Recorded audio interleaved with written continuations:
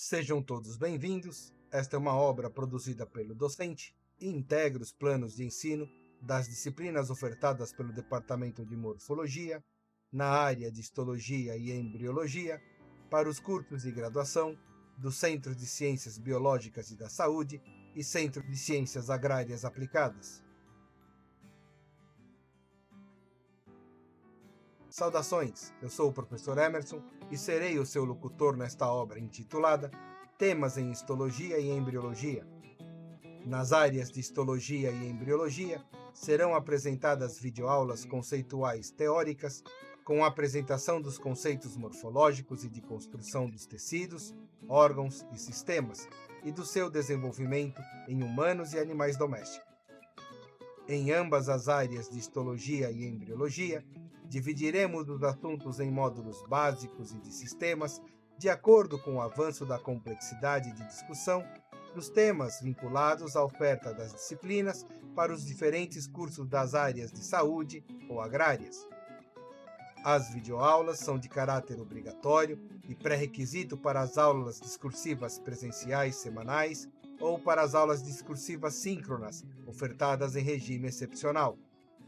Bom curso a todos os espectadores. Finalizando-se os tecidos básicos, discutiremos o tecido nervoso. O aluno deverá ter condições de reconhecer neurônios, reconhecer partes do sistema nervoso central, reconhecer partes do sistema nervoso periférico, identificar as características em substância branca e substância cinzenta. O sistema nervoso é dividido anatomicamente em central e periférico. No sistema nervoso central, identificamos o cérebro e a coluna espinhal, encontramos os núcleos, que são agrupamentos de corpos de neurônios, os tratos, que são agrupamentos de axônios, além das diferenças entre substância cinzenta e branca em ambos os órgãos. O sistema nervoso periférico é arranjado em gânglios, que referem-se aos agrupamentos de corpos de neurônios. Os nervos, que são agrupamentos de axônios. Os nervos são subdivididos em craniais, espinhais e periféricos. Ainda compõem o sistema nervoso periférico as terminações nervosas. Outra forma, classificação, refere-se ao padrão de comunicação do sistema, ou seja, a ordem em que conduz os impulsos. Assim temos a condução de impulsos eferentes ou motores, que comunica os impulsos centrais para a periferia, e a condução aferente ou sensorial, que comunica-se da periferia em direção ao sistema nervoso central. O sistema nervoso somático é aquele que projeta-se para a pele, para os órgãos sensitivos, para os músculos esqueléticos. São neurônios que interagem com o controle consciente e voluntário das funções dos músculos esqueléticos e promovem a ação involuntária quando da ativação dos arcos reflexos. O sistema nervoso autônomo caracteriza-se por unidades ganglionares fora do sistema nervoso central, que promove o controle das funções involuntárias, tais como os batimentos cardíacos, a respiração, a digestão e as secreções glandulares, bem como os controles aferentes das sensações viscerais, como os reflexos autônomos e reflexos da dor. O sistema nervoso autônomo ainda é subdividido em simpático, que regula as ações de luta e fuga, e o parasimpático, que mantém as funções em padrões normais. O sistema nervoso entérico pode funcionar independentemente ao longo do trato digestório. O sistema nervoso desenvolve-se em sua maior parte a partir do neuroectodermo. Contudo, os gânglios autônomos e sensitivos, as células de Schwann e as células satélites, bem como a medula da adrenal, derivam da crista neural.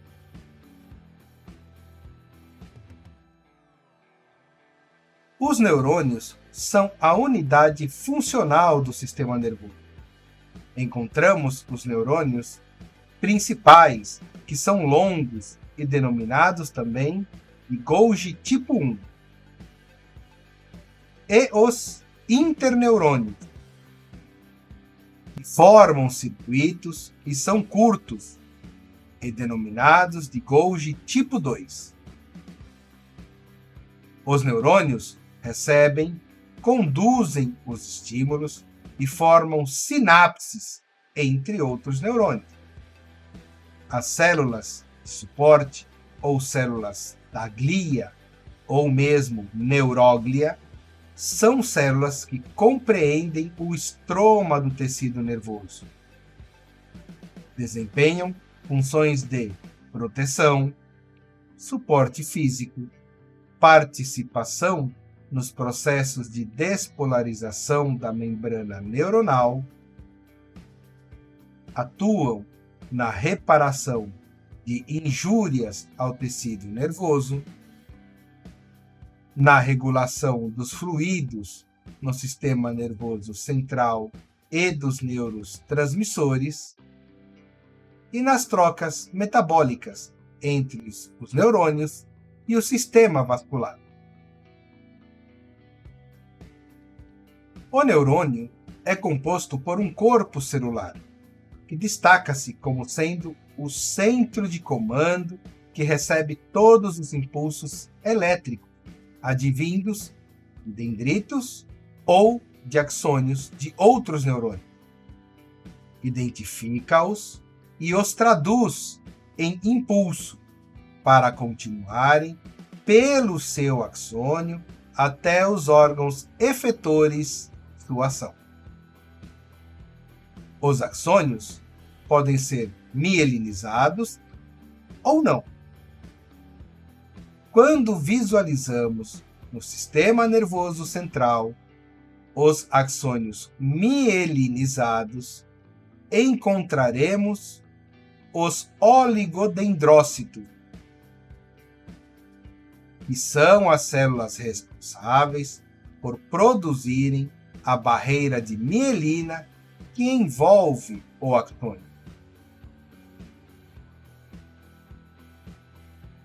De mesmo modo, quando visualizamos os axônios mielinizados no sistema nervoso periférico, a função de produzir mielina será de responsabilidade das células de Schwann. Os neurônios são compostos por muitos dendritos e apenas um axônio. São células secretórias ativas. Contudo, a atividade secretória está associada ao corpo celular e aos dendritos, e não ao axônio.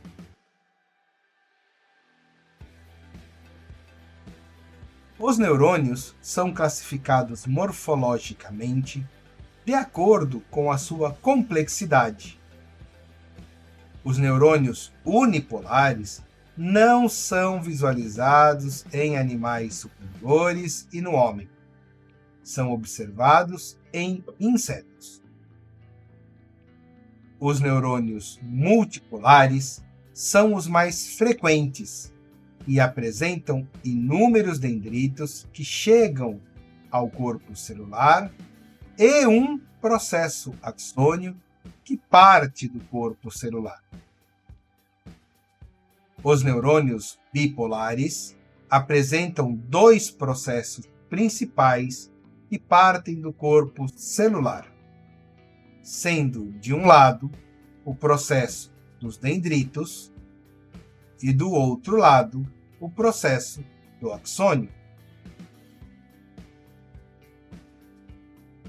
Os neurônios pseudo-unipolares apresentam um único processo que parte do corpo celular e este divide-se em axônios, que nas extremidades apresentará os dendritos. Na imagem, ainda é possível observar a representação de neurônios anaxônicos, ou seja, que não apresentam axônios. Estes tipos celulares são encontrados atuando como interneurônios na retina.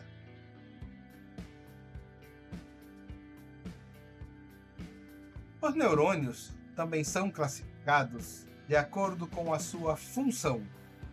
Assim temos neurônios motores, nos quais pode-se observar que os corpos celulares dos neurônios autônomos pré-sinápticos e dos neurônios somáticos motores estarão dentro do sistema nervoso central.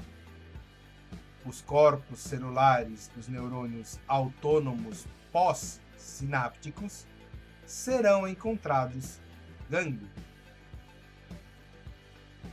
Os corpos dos neurônios sensitivos estão geralmente localizados fora do sistema nervoso central, arranjados em gânglios, como no caso de neurônios pseudo-unipolares e de neurônios bipolares presentes na retina.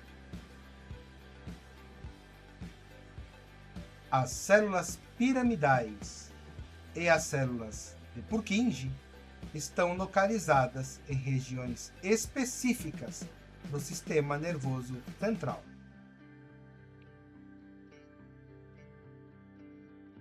Os dendritos são processos aferentes que recebem a informação de outros neurônios e do meio em que se encontram. São altamente ramificados. Esta arborização permite o aumento da superfície diária. Os dendritos ainda podem apresentar espículas e não apresentam mielina e complexo de Golgi. O axônio é o processo eferente do neurônio. Varia em comprimento, contudo, o diâmetro é constante. O segmento inicial é o local onde origina-se o potencial de ação, e esta região é amielínica. Pode apresentar ramificação recorrente, que é próxima ao corpo celular do neurônio, ou colateral, que dirige-se a novo alvo.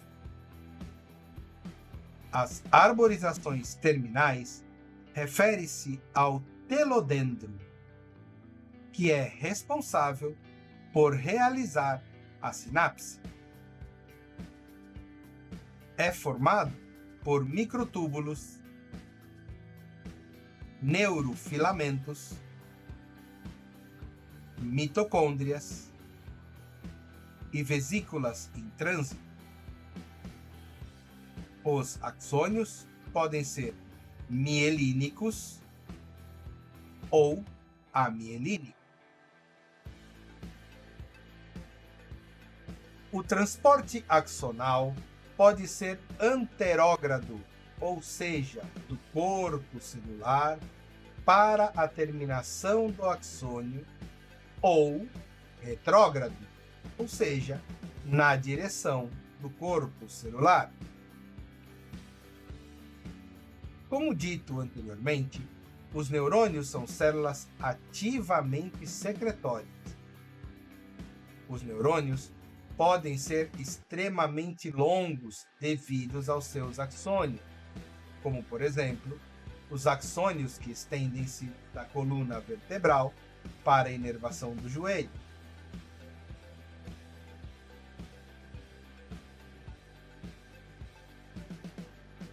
O transporte anterógrado pode ser do tipo rápido, com velocidade de 250 mm por dia, permitindo o movimento de organelas, de actina, miosina ou vesículas.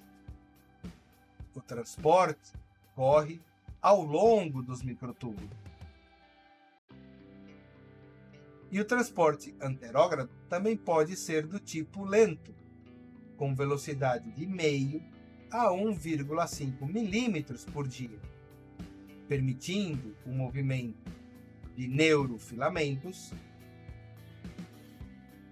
microtúbulos e algumas enzimas. O tipo de transporte empregado permanece desconhecido. Já o transporte retrógrado é do tipo rápido, com velocidade de 150 a 200 milímetros por dia, permitindo o movimento de endossomo. O transporte também ocorre ao longo dos microtúbulos. As sinapses são um método de comunicação entre os neurônios e os órgãos efetores. As sinapses podem ser do tipo axodendrítica, quando ocorre entre um axônio e um dendrito. Axosomática, quando ocorre entre um axônio e um corpo celular. Axônica, quando ocorre entre um axônio e outro axônio.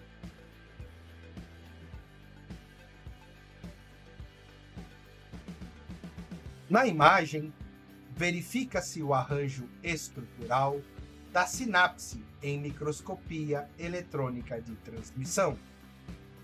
Observam-se, na porção pré-sináptica, as mitocôndrias, as vesículas sinápticas e o botão sináptico, continuando-se com a fenda sináptica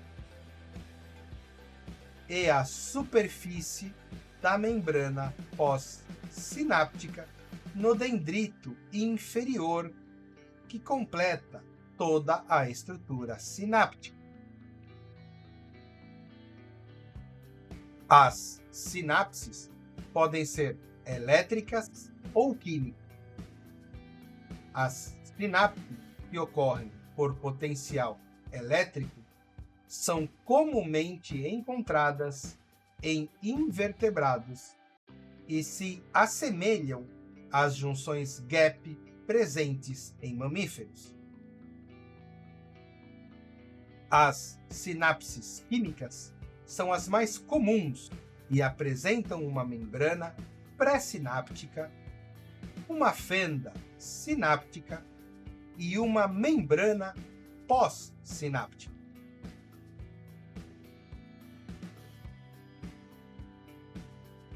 Neste processo, há a liberação de neurotransmissores da membrana pré-sináptica na fenda sináptica e que serão reconhecidos por receptores específicos na membrana pós-sináptica.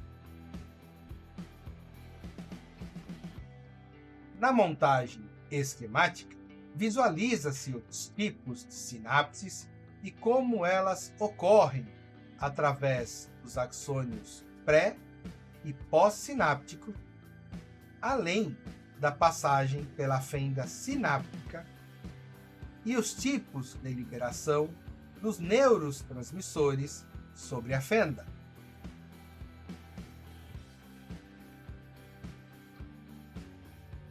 As sinapses podem ser excitatórias ou inibitórias. As sinapses que exercem excitação são mediadas por acetilcolina, glutamina e serotonina, ao passo que as sinapses de inibição são mediadas pelo GABA e glicina.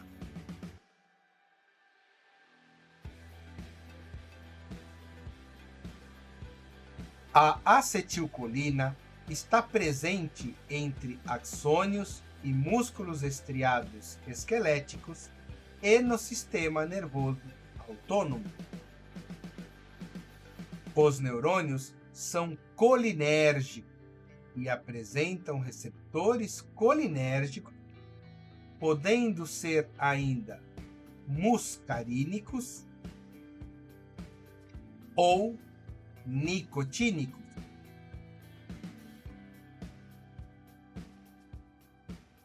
Dentre as catecolaminas, destacamos a epinefrina,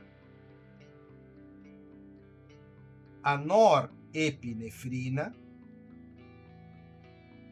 e a dopamina. Atuam em neurônios catecolaminérgicos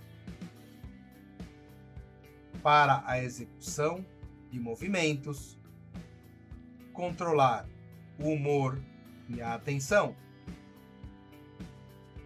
Neurônios adrenérgicos respondem pelas ações de luta e fuga.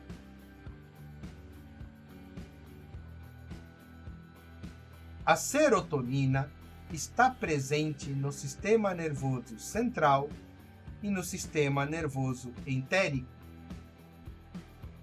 A serotonina também participa na modulação do humor.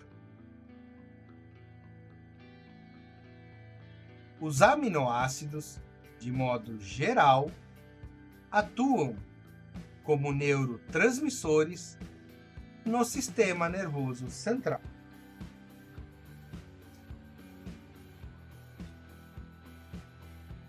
Os neurotransmissores liberados na fenda sináptica podem ser degradados em torno de 20% devido à ação da acetilcolinesterase na junção neuromuscular, ou podem ser recapturados em torno de 80%. Devido à participação de proteínas específicas no transporte destes neurotransmissores para a membrana pré-sináptica. Deve-se ter atenção que a remoção do neurotransmissor na fenda sináptica é essencial para que o estímulo pare. Em caso contrário, a excitação permanecerá.